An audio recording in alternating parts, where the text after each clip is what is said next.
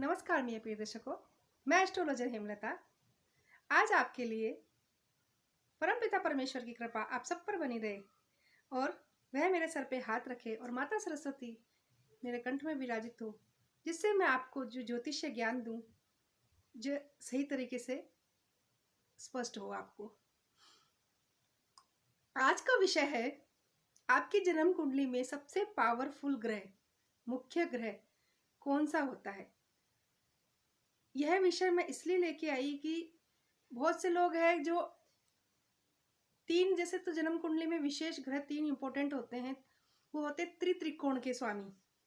पहला लगन का स्वामी, दूसरा फिफ्थ हाउस यानी ज्ञान का स्वामी और नाइन्थ नवम भाव का स्वामी। ये तीन ग्रह होते हैं, जिसके अंदर भी मुख्य ग्रह अपने को चुनाव करना चाहिए कि मुख्य ग्रह कौन सा बन रहा है, जिससे कि आप उस ग्रह को स्ट्रॉन्ग करके वह ग्रह ही आपको जिंदगी में सब कुछ दे देता है। वह आपको कैसे पता चलेगा? तो आप अपने सट बल के उपयोग से, सट बल से अपना मुख्य ग्रह का निकाल सकते हैं और उसकी बल देके, उसका पूजा पाठ करके, मंत्र जाप करके उस ग्रह को स्ट्रॉन्ग करके उस ग्रह से बहुत अच्छे फलों की प्राप्ति कर सकते हैं और वह ग्रह आपको जिंदगी भर अच्छे फल प्रदान करेगा। तो ऐसा ग्रह कौन सा है? ऐसा ग्रह निकालने के लिए सबसे पहले आप अपने जन्म पत्रिका निकाल लीजिए। जन्म पत्रिका के अंदर अगर आपको थोड़ी कुंडली देखनी आती हो तो आप चेक कीजिए। 6 प्रकार के बल होते हैं। पहला स्थान बल, दूसरा दिग्बल, तीसरा काल बल, चौथा नैसर्गिक बल, पांचवा दृग्बल और छठा चेष्टा बल।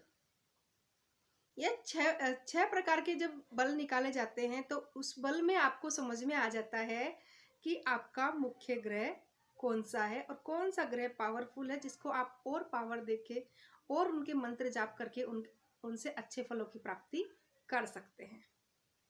अब पहला विषय है स्थान बल।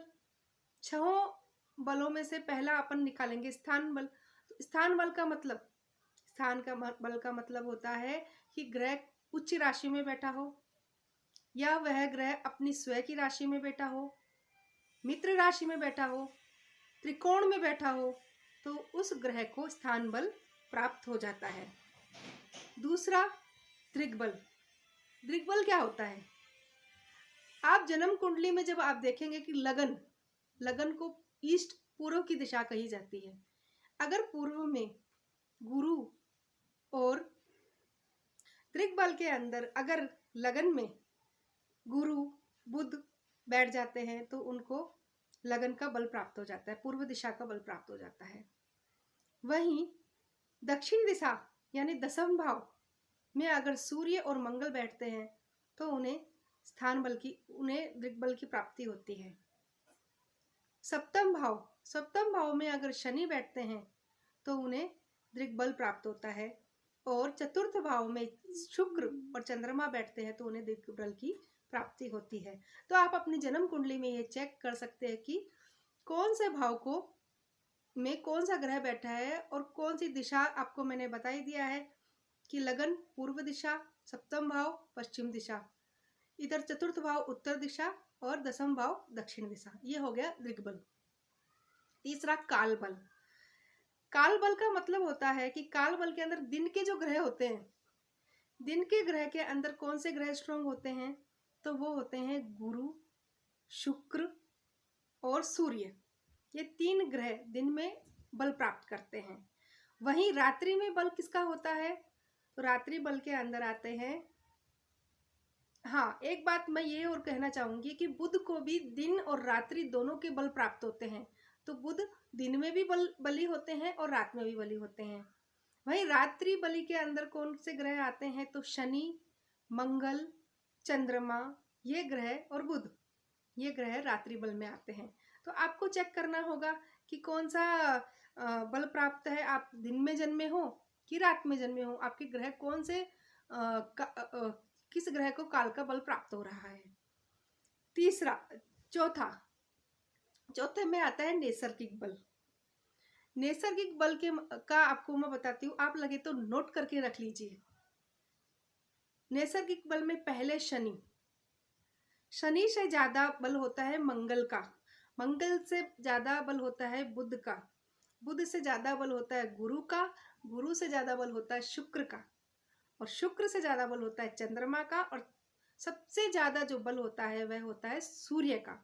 नैसर्गिकता में सूर्य सबसे ज़्यादा बली कहे जाते हैं। दृग्बल, दृग्बल मतलब दृष्टि बल। अगर कोई ग्रह अच्छी पोजीशन में बैठा है, उच्च का बैठा है, दिशा में भी दृग्बल भी प्राप्त है, लेकिन यह भी देखना चाहिए कि वह दृष्टि बल किसका प्राप्त हो रहा है, पाप ग्रहों की दृष्टि पड़ रही है या अच्छे ग्रह शुभ ग्रहों की दृष्टि पड़ रही है, उससे भी उसे दृग्बल की प्राप्ति होती है। अब अंतिम जो बल आता है वह है चेष्टा बल। आप लगे तो इसको लिख के ले लीजिए, लिखा हुआ आपके काम आएगा। मकर लगन, कुंभ लगन, मीन लगन, मेष लगन, वृषभ लगन और मिथुन लगन। इन लग्नों के अंदर अगर सूर्य चंद्रमा साथ में हो, या चंद्र बुध साथ में हो, चंद्र मंगल साथ में हो, चंद्र शनि साथ में हो, या चंद्र गुरु साथ में हो, तो उन्हें चेष्टा बल की प्राप्ति होती है। अब आपके प्रश्न आएंगे कि अगर सूर्य चंद्रमा बैठ गए तो अमावस्या का योग बन गया। इसके अंदर भी अलग अलग लग्नों से भी अलग अलग ग्रहों की दिशा, अलग अलग फलादेश निकलते हैं। अगर ये लगन में साथ में बैठे हैं तो उन्हें चेष्टा बल की प्राप्ति ही होगी। इस प्रकार आप अपने मुख्य ग्रह का चुनाव कर सकते हैं, और मुख्य ग्रह को चुनाव करने के बाद उस ग्रह को और भी बली करें, जिससे वह ग्रह आपको सारे सुख प्रदान करे। यह था आपके जन्म कुंडली में मुख्य पावरफुल ग्रह चुनाव करना या बलि ग्रह का चुनाव कैसे किया जाए जो आपको सारे सुख प्रदान करे।